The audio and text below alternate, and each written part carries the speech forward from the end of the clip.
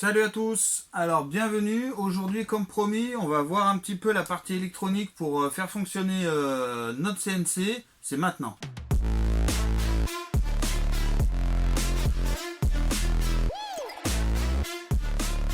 Donc on va voir les différents éléments qu'on a besoin. Donc en premier on a besoin d'une bonne alimentation. Donc moi pour faire au moins cher comme d'habitude j'utilise une alimentation de PC que je récupère sur des PCHS à la déchetterie. Donc là il y a ce module là, l'avantage de celle-là c'est qu'elle a un bouton marche arrêt. Si vous n'avez pas de bouton marche arrêt, comme là je vous ai fait un exemple, vous prenez le fil vert qui se trouve sur le connecteur ici, et vous le couplez, vous le coupez, et vous le couplez avec n'importe quel fil noir, en mode interrupteur, comme j'ai fait là. Voilà. Donc ces alimentations de PC, elles sont légèrement surdimensionnées par rapport à la machine, parce que sur une machine, généralement, on utilise 4 moteurs. 4 moteurs, on doit être à 5 watts maximum par moteur. Il nous faudrait 30 watts. En étant large, en comptant l'électronique et tout. Là, on est sur des alimes à 250 watts par là. Enfin, on est vraiment large avec ça, on n'aura pas de problème. Ensuite, il nous faut le cerveau. Le cerveau de la machine, c'est la carte Arduino. Donc nous, pour celle-là, on va utiliser une carte Arduino Uno. Cette petite carte-là, elle est vraiment formidable, elle fait tout. Donc elle sert de communication entre l'ordinateur et la machine. Ensuite, le plus important, c'est ce petit shield là, le petit CNC Shield Arduino la V3, qui nous simplifie la vie.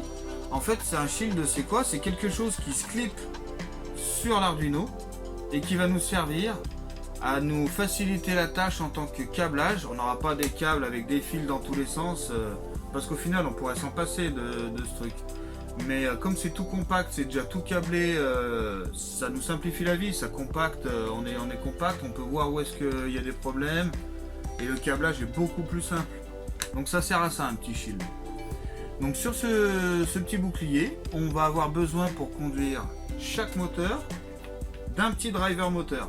Les petits drivers, c'est ceux-là. Moi j'utilise les 4988, mais il y a d'autres références. Alors les 4988 ils sont pas très chers, c'est pour ça que je les utilise. Sinon il y en a d'autres qui sont un petit peu plus chers et qui acceptent un peu plus de courant, etc. Mais je pense que pour des machines comme ça, on n'en a vraiment pas besoin pour l'instant. Donc moi je garde ces petits drivers là. Et ensuite il va falloir des petits jumpers, des petits ponts. Logiquement c'est fourni avec la carte bouclier.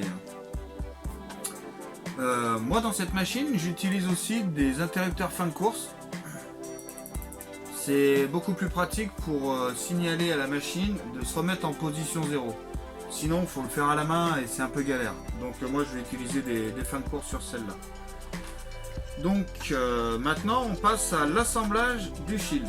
Donc on a besoin pour ça de prendre les petits drivers moteurs, et sur ces drivers moteurs il y a une petite derrière, vous voyez il y a des inscriptions.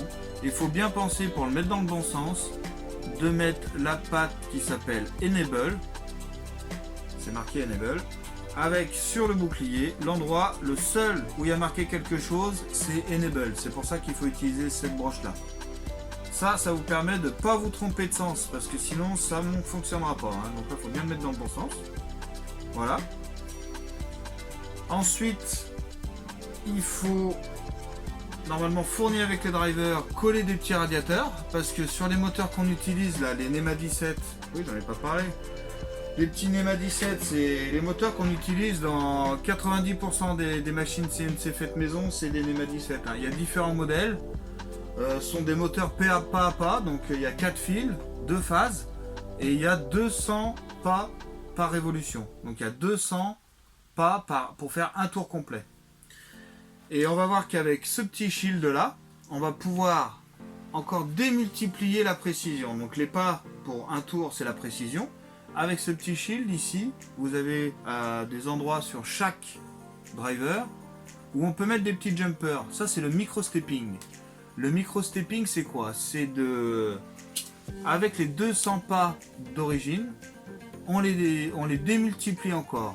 Donc là, on a 3 moyens de les démultiplier par 4. 200 x 4, par 8, 200 x 8. Et quand on met tous les jumpers sur les 3 emplacements, on a 16, un micro-stepping de 16. Donc on va faire 16 x 200 pas. Donc là il y a une précision qui est quand même vraiment pas mal du tout. Après il y a des drivers qui vont jusqu'à 32 micro-stepping. Donc ça c'est une précision de dingue. Pour l'instant nous 16 x 200 ça va vraiment aller largement. Donc il faut bien mettre ces petits jumpers aux 3 emplacements pour lui dire qu'on veut un micro-stepping maximum. Moi c'est ce que je fais à chaque fois.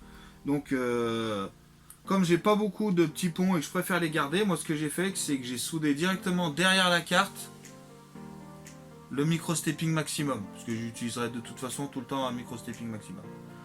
Voilà. Vous pouvez constater que sur ce shield, il y a une petite inscription à droite de chaque emplacement pour dire quel axe on va faire bouger.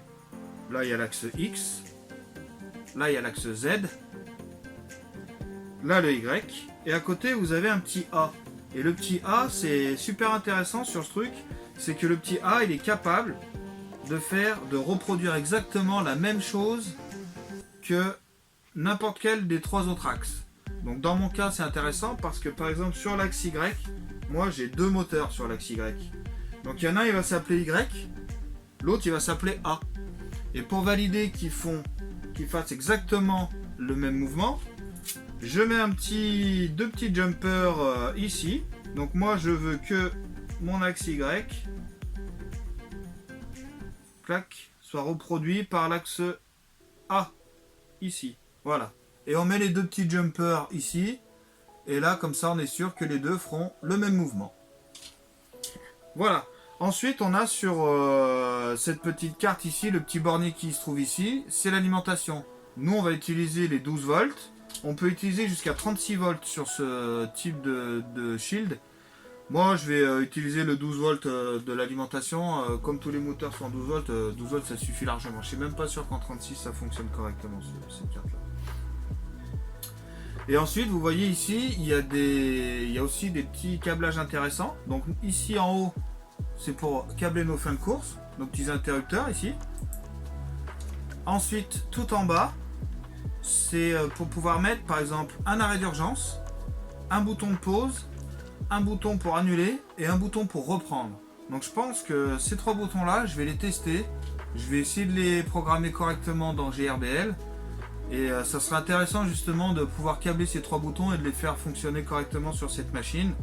Une pause et ça serait quand même pas mal du tout. Donc une fois qu'on a bien mis les radiateurs les drivers sur la carte, c'est ce que je disais, comme les drivers il faut quand même pas mal de puissance pour faire marcher les moteurs, ils sont toujours fournis avec un petit radiateur. Faut pas oublier de les coller ces petits radiateurs, hein. Ils vont sur le module qu'il y a ici. Voilà. Une fois que c'est collé, ça donne ça. Voilà. Là on a nos 4 drivers avec nos 4 radiateurs. Ça c'est la configuration idéale. Une fois que vous êtes câblé comme ça, on peut démarrer, on la met sur la carte Arduino et on commence le câblage. Donc pour le câblage, c'est très simple. Sur chaque côté des drivers des moteurs, il y a le câblage des 4 fils de moteur, les 2 phases donc. Et en fin de compte, le câble qui est fourni avec comme ça, multicouleur, c'est bien d'avoir toujours les mêmes couleurs pour les 4 moteurs, comme ça au moins ça évite de se tromper. Ensuite de ça, il n'y a pas de détrompeur hein, pour ces câbles là. Donc il n'y a vraiment aucun risque. Le seul risque qu'il peut y avoir, c'est que le moteur tourne à l'envers. Si le moteur tourne à l'envers, on débroche et on le tourne. Hein. Vous le changez de sens et il tournera dans l'autre sens. Mais ça ne va pas abîmer le moteur ni rien. Donc ça, de ce côté-là, on est tranquille. Et de faire la même chose pour les 4 moteurs. Ensuite, nous on va utiliser, donc comme je vous disais, des interrupteurs de fin de course pour les différents axes. Donc moi c'est des 3 fils, c'est pas grave, ça marchera quand même. Moi je vais les utiliser en position 0, donc la position 0 c'est le fil noir, le moins. Donc le câblage ici sur le shield, ça sera donc pour le Y, je vais utiliser le Y-. Donc on repère l'endroit et on connecte le fil vert sur la partie blanche, le fil noir sur la partie noire, comme ceci. Voilà. Et on fait ça pour les différents axes. Moi pour l'instant je vais faire XY. Pour le Z je sais pas encore parce que vu que logiquement dans tous les logiciels ou tous les systèmes d'utilisation de cet axe Z, généralement il revient en position 0 tout seul. À la limite, il vaut mieux le faire en manuel. Donc je vais voir si je mets en fin de course ou si on met pas de fin de course. Mais ça c'est pas très grave, ça prendra 2 secondes. Voilà, donc une fois qu'on en est là, on a bientôt fini la machine. Hein. Il n'y a plus qu'à tout mettre en route, à bien câbler correctement. Et après c'est parti, on fait les essais. Voilà, donc avec tout ça on est bien parti là. Donc j'espère que cette vidéo vous a plu. N'hésitez pas à mettre un like, à vous abonner si ce n'est pas déjà fait.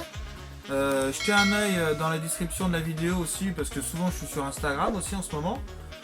Et pour le restant du montage de la machine, donc la troisième partie qui va concerner la partie logicielle, GRBL et puis l'IDE Arduino, bon, que j'ai déjà développé dans d'autres vidéos mais que je vais remettre à jour par rapport à cette machine. Il ne restera plus que ça à faire et après ça démarre, on fera nos essais. Donc moi je vous dis à très bientôt.